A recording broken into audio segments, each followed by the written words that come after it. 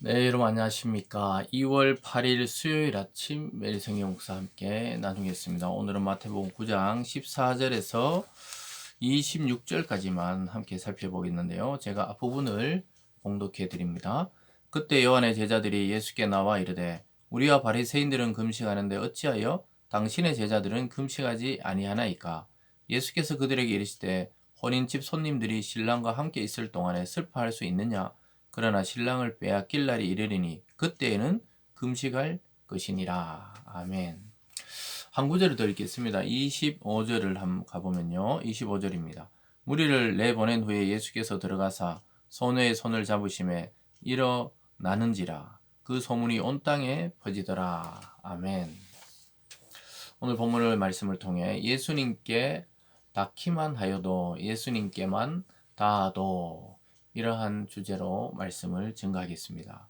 오늘 이 크게 두 가지로 나눌 수 있는데요. 첫 번째는 새 포도주는 새 부대에 담아라 이런 말씀을 통해서 예수님께서 이 땅에 가지고 오신 새로운 시대, 새로운 역사, 새로운 세계를 열어젖혔다는 사실을 정확하게 말씀하시고 그 새로운 시대에는 누구든지 예수님께로 오면은 치유를 받고 구원을 받고 나음을 받고 또 우리의 고민들이 해결이 되는 그러한 시대로 나아갔다는 것을 보게 됩니다. 구약의 율법은 우리의 양심과 우리의 생활을 규정짓는 것이라면 예수 그리스도의 말씀과 예수 그리스도 자신은 우리에게 자유를 주시는데 영원한 자유와 또 육체적 질병으로부터의 자유와 또 고통과 고난으로부터의 자유를 주시는 메시아의 사명을 감당하는 그러한 모습을 보여주고 있습니다. 그래서 유대인들이 그것을 이해하지를 못했어요. 일부 몇 명 제자들과 따르는 자들은 그를 메시아로 받아들였지만 대부분의 유대인들은 그를 좀 이상한 사람으로 생각했던 것입니다. 그러나 주님은 이상한 사람이 아니라 이 시대 또 새 시대를 여는 메시아였고 구원자였다는 사실을 오늘 통해 보여줍니다. 그래서 오늘 첫 번째는 새 포도주는 새 부대에 담아라 이렇게 말합니다. 이 말씀은 완전히 새로운 세계를 열어젖힌 예수 그리스도의 아주 위대한 말씀입니다. 이제 옛 것으로는 새 것을 담을 수 없다. 즉 율법으로 그리스도를 규정할 수 없다는 것을 또한 보여주고 있습니다. 왜냐하면 오늘 금식에 대한 논쟁이 먼저 나와요. 14절에 그때 요한의 제자들이 예수께 나와 이르되 우리와 바리새인들은 금식하는데 어찌 당신의 제자들은 금식하지 아니하나이까? 이렇게 물어보는 것으로 나옵니다. 이게 요한은 세례 요한의 제자들이죠. 세례 요한의 제자들 중에 일부가 예수를 따르게 됩니다. 그리고 세례 요한도 예수를 증거하게 돼요. 그런데 자기들도 금식하고 바리새인들도 금식을 하는데 왜 당신의 제자들은 금식을 안 하냐고 이러니까 예수님이 혼인집의 비유를 들어서 신랑과 함께 있을 때 친구들이 잔치집에 와가 금식하느냐 같이 음식을 먹고 포도주를 즐기고 기뻐하는 것이 당연하단 말씀이죠. 그래서 신랑 대신 메시아 예수가 이 땅에 왔다는 거예요. 예수님 자신을 이야기하는 거예요. 자기가 신랑이라는 거예요. 이 땅에 와 있는데 그것을 슬퍼할 자가 누가 있느냐고. 그러나 신랑을 빼앗길 날이 이르른다고 이야기합니다. 그때는 금식할 것이다. 이것을 예수님은 십자가의 죽음을 예고하고 계시고, 그러나 그 십자가의 죽음도 영원한 죽음이 아니라 다시 부활의 새 아침으로 맞이하게 되는 그 통과하는 길이었죠. 어쨌든 신랑과 함께 있는데 금식하고 슬퍼할 수 있느냐? 오히려 말씀을 듣고 같이 교제하고 같이 기뻐하는 시대라고 이야기하고 있습니다. 그러면서 이 말씀을 하시고 있죠. 17절로 나가면요. 새 포도주를 낡은 가죽 부대에 넣지 않으나니 그렇게 하면 부대가 터져 포도주도 쏟아지고 부대도 버리게 됨이라. 새 포도주는 새 부대에 넣어야 둘이 다 보존되느니라. 새 포도주는 아직 발효가 덜 됐기 때문에 만약에 헌 부대에 넣으면은 이게 점점 발효되면서 가스가 나와서 이게 터져버린다고 합니다.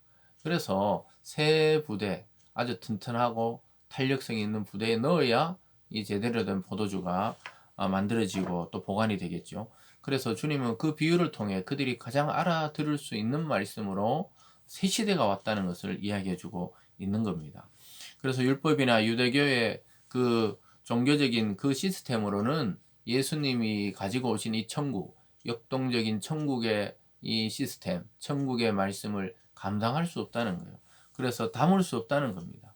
그래서 늘 익숙하게 했던 그 종교 생활로는 예수님의 말씀과 사역과 삶을 이해할 수가 없었던 것이죠. 그래서 성령은 자유의 영이십니다. 하나님의 영이시기 때문에 인간의 어떠함에 걸려 있지 않아요.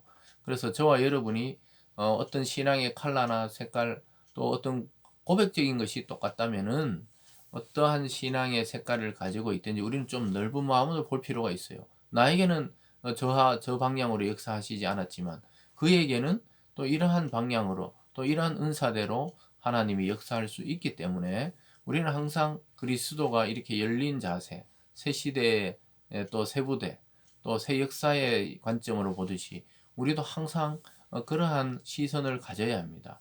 내가 다니는 교회, 내가 다니는 교단, 내가 믿고 있는 이 신앙의 어떤 교리적 체계, 그게 틀렸다는 것이 아니라 그것이 소중한 만큼 또 다른 교단이나 교파나 또 다른 어떤 예수 그리스도를 통한 운동에 대해서 우리가 어떤 새로운 운동이 일어날 때 항상 주의 깊게 볼 필요가 있다는 것을 말해주고 있습니다.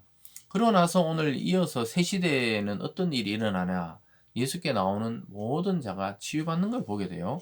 18절에만 예수께서 이 말씀을 하실 때 한 관리가 와서 저람이 이르되 내 딸이 방금 죽었사오나 오셔서 그 몸에 손을 얹어 주소서 그러면 살아나겠나이다 하니 예수께서 일어나 따라가시며 제자들도 가더니 한 아이의 아빠가 와서 내 딸이 방금 죽었는데 주님 오셔서 손만 대면 다시 살아날 것이라고 이야기합니다.